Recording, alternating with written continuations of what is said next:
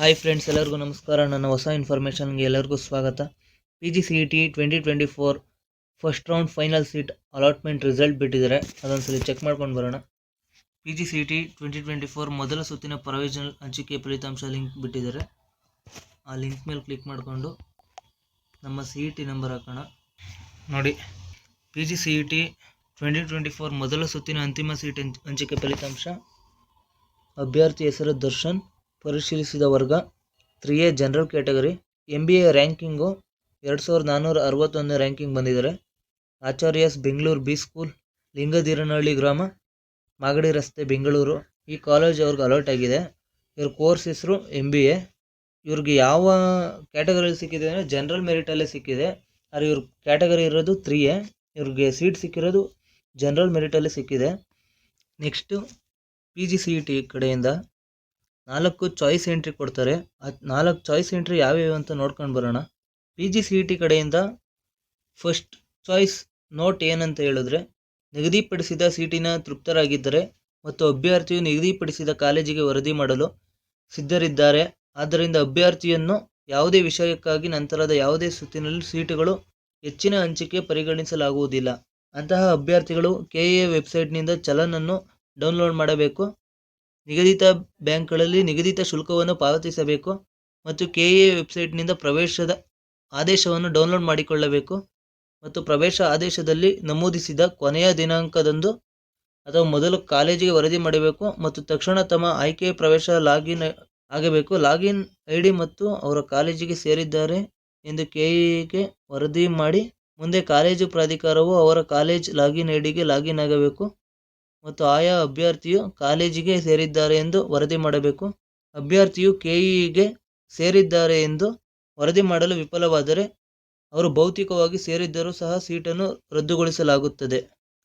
Choice 1 option ಏನಂದರೆ, PGCET ಕಡೆಯಿಂದ ಕೊಟ್ಟಿರೋ ಕಾಲೇಜ್ ಏನಿದೆ ಆ ಕಾಲೇಜ್ ಇವ್ರಿಗೆ ಸ್ಯಾಟಿಸ್ಫ್ಯಾಕ್ಷನ್ ಇದ್ದರೆ ಅವ್ರು ಮುಂದಿನ ಹಂತಕ್ಕೇನು ಹೋಗಬೇಕಾಗಿಲ್ಲ. ಚಾಯ್ಸ್ 1 ಎಂಟ್ರಿನೇ ಕೊಟ್ಟರೆ ಸಾಕು. ಅವ್ರಿಗೇನಾದ್ರು ಚಾಯ್ಸ್ 1 ಎಂಟ್ರಿಲೇ ಸ್ಯಾಟಿಸ್ಫ್ಯಾಕ್ಷನ್ ಆಗಿದ್ದರೆ KEA ವೆಬ್ಸೈಟ್ ಕಡೆಯಿಂದ ಒಂದು ಚಲನ್ ಬಿಟ್ಟಿರ್ತಾರೆ. ಆ ಚಲನ್ನ ಡೌನ್ಲೋಡ್ ಮಾಡಿಕೊಂಡು ಬ್ಯಾಂಕ್ಗೆ ಹೋಗಿ PGCET ಕಡೆಯಿಂದ ಅಮೌಂಟ್ ಎಷ್ಟು ಹೇಳಿರ್ತಾರೆ ಅಷ್ಟು ಅಮೌಂಟ್ನ ಕಟ್ಟಬೇಕು. ಬ್ಯಾಂಕಿಗೆ ಹೋಗಿ ಅಮೌಂಟ್ ಕಟ್ಟಾದಮೇಲೆ KEA ವೆಬ್ಸೈಟ್ಗೆ ಹೋಗಿ ಪ್ರವೇಶದ ಆದೇಶ ಡೌನ್ಲೋಡ್ ಮಾಡ್ಕೊಳ್ಬೇಕು. ಪ್ರವೇಶ ಆದೇಶದಲ್ಲಿ ನಮೂದಿಸಿದ ಕೊನೆಯ ದಿನಾಂಕದ ಒಳಗಡೆ ಕಾಲೇಜಿಗೆ ವರದಿ ಮಾಡಬೇಕು ಅಥವಾ ಆಯ್ಕೆಯ ಪ್ರವೇಶ ಲಾಗಿನ್ ಆಗಿ ಕಾಲೇಜಿಗೆ ಸೇರಿದ್ದೀವಿ ಅಂತ KEAಗೆ ವರದಿ ಮಾಡಬೇಕು. ನೆಕ್ಸ್ಟು ಕಾಲೇಜು ಪ್ರಾಧಿಕಾರವು ಅವರ ಕಾಲೇಜ್ ಲಾಗಿನ್ IDಗೆ ಲಾಗಿನ್ ಆಗಬೇಕು ಮತ್ತು ಆಯಾ ಅಭ್ಯರ್ಥಿಯು ಕಾಲೇಜಿಗೆ ಸೇರಿದ್ದಾರೆ ಅಂತ ಅಭ್ಯರ್ಥಿಗಳು ವರದಿ ಮಾಡಬೇಕು. ಅಭ್ಯರ್ಥಿಯು KEAಗೆ ಸೇರಿದ್ದಾರೆ ಅಂತ ವರದಿ ಮಾಡಲು ಏನಾರು ಆಗಿಲ್ಲ ಅಂತ ಅಂದರೆ ಅವರು ಕಾಲೇಜಿಗೆ ಸೇರಿದರೂ ಕೂಡ ಅವ್ರ ಸೀಟು ರದ್ದಾಗುತ್ತೆ. ಚಾಯ್ಸ್ 1 ಎಂಟ್ರಿ ಕೊಟ್ಟಾದಮೇಲೆ ನೆಕ್ಸ್ಟ್ ರೌಂಡ್ಗೆ ಭಾಗವಹಿಸಲು ಅರ್ಹರಾಗಿರುವುದಿಲ್ಲ. ನೆಕ್ಸ್ಟ್ ಏನಂದರೆ, ಚಾಯ್ಸ್ 1 ಏನಾದರೂ ಅಷ್ಟೊಂದು ಸ್ಯಾಟಿಸ್ಫ್ಯಾಕ್ಷನ್ ಆಗಿಲ್ಲ ಅಂದರೆ ನೆಕ್ಸ್ಟ್ ಚಾಯ್ಸ್ 2 ಆಪ್ಷನ್ ಬಿಡ್ತಾರೆ. ಆ ಚಾಯ್ಸ್ 2 ಆಪ್ಷನ್ ಏನಿರುತ್ತೆ ಅಂದರೆ, ಅವ್ರು ಬಂದಿರೋಂಥ ರ್ಯಾಂಕ್ನಿಂದ ಅವ್ರಿಗೆ ನೆಕ್ಸ್ಟ್ ಇನ್ನೂ ಅದಕ್ಕಿಂತ ಒಳ್ಳೆ ಕಾಲೇಜ್ ಸಿಗುತ್ತೆ ಅಂತ ಅವ್ರಿಗೆ ಅನಿಸಿದ್ರೆ ಅವ್ರು ಮುಂದಿನ ಸುತ್ತಿಗೆ ಭಾಗವಹಿಸಲು ರೆಡಿ ಇರಬೇಕು. ಆದ್ದರಿಂದ ಅವರು ಚಾಯ್ಸ್ 2 ಆಪ್ಷನ್ ಕೊಡ್ಬೋದು. ಚಾಯ್ಸ್ 2 ಆಪ್ಷನ್ ಕೊಟ್ಟರೂ ಕೂಡ ಅಕಸ್ಮಾತ್ ಸೀಟ್ ಸಿಕ್ಕಿಲ್ಲ ಅಂದರೂ ಕೂಡ ನಮಗೆ ಮೊದಲು ಯಾವ ಕಾಲೇಜ್ ಸಿಕ್ಕಿರುತ್ತೆ ಆ ಕಾಲೇಜ್ಗೆ ನಾವು ಹೋಗಿ ಸೇರ್ಕೊಳ್ಬೇಕು. ಆದ್ದರಿಂದ ಚಾಯ್ಸ್ 2 ಆಪ್ಷನಲ್ಲೂ ಕೂಡ ನಾವು ಬ್ಯಾಂಕ್ನ ಚಲನ್ನ ಡೌನ್ಲೋಡ್ ಮಾಡ್ಕೊಳ್ಬೇಕು. ಅದು KEA ವೆಬ್ಸೈಟ್ಗೆ ಹೋಗಿ ಚಲನ್ನ ಡೌನ್ಲೋಡ್ ಮಾಡಿಕೊಂಡು ಬ್ಯಾಂಕ್ ಹೋಗಿ ಅಮೌಂಟ್ ಕಟ್ಟಬೇಕಾಗುತ್ತೆ. ನೆಕ್ಸ್ಟ್ ರೌಂಡಲ್ಲಿ ಏನಾದರೂ ನಿಮಗೆ ಸೀಟ್ ಸಿಕ್ಕಿದ್ರೆ ಅದು ಫಸ್ಟು ಯಾವ ಕಾಲೇಜ್ ತೋರಿಸಿದ್ರು ಆ ಕಾಲೇಜು ಆಟೋಮೆಟಿಕ್ಕಾಗಿ ಕ್ಯಾನ್ಸಲ್ ಆಗುತ್ತೆ. ಅಕಸ್ಮಾತ್ ಏನಾದರೂ ನಿಮಗೆ 2ನೇ ರೌಂಡಲ್ಲೂ ಕೂಡ ಕಾಲೇಜ್ ಸಿಕ್ಕಿಲ್ಲ ಅಂದರೆ ಫಸ್ಟು PGCET ಯಾವ ಕಾಲೇಜ್ ಅಲಾಟ್ಮೆಂಟ್ ಮಾಡಿದ್ರು ಅದೇ ಕಾಲೇಜ್ ಸಿಗುತ್ತೆ. ನೀವು ಆ ಕಾಲೇಜ್ಗೆ ಹೋಗಿ ಅಡ್ಮಿಷನ್ ಆಗಬೇಕು. ಅದು ಫೈನಲ್ ಸೀಟ್ ಆಗಿರುತ್ತೆ. ನೀವು ಹೋಗಿ ಸೇರ್ಕೊಳ್ಳೇಬೇಕಾಗುತ್ತೆ. ಚಾಯ್ಸ್ 1 ಮತ್ತು ಚಾಯ್ಸ್ 2 ಎರಡೂ ಕೂಡ ಸ್ಯಾಟಿಸ್ಫ್ಯಾಕ್ಷನ್ ಆಗಿಲ್ಲ ಅಂದರೆ ನೆಕ್ಸ್ಟು ಚಾಯ್ಸ್ 3 ಆಪ್ಷನ್ಗೆ ಹೋಗ್ಬೋದು ನಾವು. ಚಾಯ್ಸ್ 3 ಆಪ್ಷನ್ ಏನಂತ ಹೇಳಿದ್ರೆ, PGCET ಕಡೆಯಿಂದ ಕೊಟ್ಟಿರೋ ಕಾಲೇಜು ನಮ್ಗೆ ಸ್ಯಾಟಿಸ್ಫ್ಯಾಕ್ಷನ್ ಆಗಿರಲ್ಲ. ಆದ್ದರಿಂದ ನಾವು ಸೀಟ್ನೇ ಕ್ಯಾನ್ಸಲ್ ಮಾಡ್ಕೊಳ್ಳೋದು. ಸೀಟ್ನ ಒಂದ್ಸಲ ಕ್ಯಾನ್ಸಲ್ ಮಾಡ್ಕೊಂಡ್ರೆ ಅವ್ರು ನೆಕ್ಸ್ಟ್ ರೌಂಡ್ ಕೂಡ ಅಲಾಟ್ಮೆಂಟ್ ಆಗ್ಬೋದು. ಆದರೆ ಏನಂದರೆ ಅವರು ಅದೇ ಸೀಟ್ ಸಿಗುತ್ತೆ ಅಂತಲೂ ಕನ್ಫರ್ಮ್ ಇರಲ್ಲ. ಅಕಸ್ಮಾತ್ PGCET ಕಾಲೇಜ್ ಕಡೆಯಿಂದ ಸೀಟ್ ಸಿಕ್ಕಿದ್ರೆ ಅವ್ರು ಕಡ್ಡಾಯವಾಗಿ 2ನೇ ರೌಂಡಲ್ಲಿ ಕಾಲೇಜ್ಗೆ ಸೇರ್ಕೊಳ್ಳೇಬೇಕಾಗುತ್ತೆ. ಬೆಟರ್ ಆಪ್ಷನ್ ಏನಂತ ಹೇಳಿದ್ರೆ ಚಾಯ್ಸ್ 2 ಆಪ್ಷನ್ನೇ ಕೊಡೋದು. ಆಲ್ರೆಡಿ ಒಂದು ಕಾಲೇಜ್ ಸಿಕ್ಕಿರುತ್ತೆ, ಅದಕ್ಕಿಂತ ಒಳ್ಳೆ ಕಾಲೇಜ್ ಏನಾದ್ರು ಸಿಗಬೇಕು ಅಂದರೆ ಅಕಸ್ಮಾತ್ ಸಿಗುತ್ತೆ ಅಂತ ಹೇಳಿದ್ರೆ ಅವರು ಆರಾಮಾಗಿ ಚಾಯ್ಸ್ 2 ಆಪ್ಷನಲ್ಲಿ ಸೆಲೆಕ್ಟ್ ಮಾಡ್ಕೊಳ್ಬೋದು. ಚಾಯ್ಸ್ 3 ಆಪ್ಷನ್ ಆಗಿರಲ್ಲ. ಕಾಲೇಜ್ ಸಿಕ್ಕಿದ್ರೆ ಸಿಗುತ್ತೆ, ಸಿಗದೇನೂ ಕೂಡ ಇರ್ಬೋದು. ನೆಕ್ಸ್ಟು ಚಾಯ್ಸ್ 4 ಆಪ್ಷನ್ ಏನಂತ ಹೇಳಿದ್ರೆ ನಮಗೆ ಯಾವುದೇ ಚಾಯ್ಸ್ಗಳು ಸ್ಯಾಟಿಸ್ಫ್ಯಾಕ್ಷನ್ ಆಗಿರಲ್ಲ.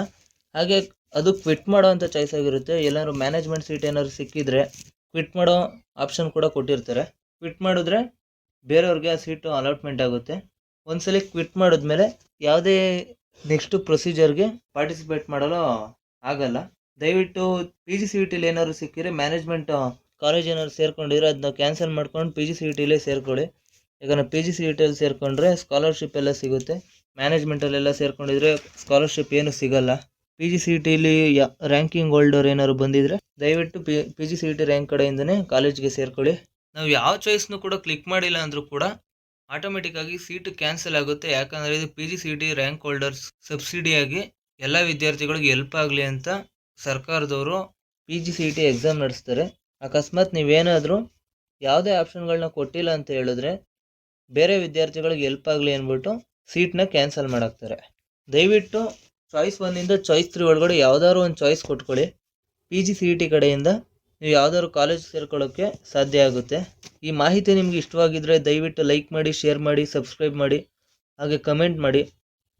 ನನ್ನಿಂದ ಏನಾದರೂ ಹೇಳೋದು ತಪ್ಪಾಗಿದ್ದರೆ ಕಮೆಂಟಲ್ಲಿ ಹೇಳಿ, ಅದನ್ನ ಸರಿಪಡಿಸ್ಕೊಳ್ತೀನಿ. ಜೈ ಹಿಂದ್, ಜೈ ಕರ್ನಾಟಕ.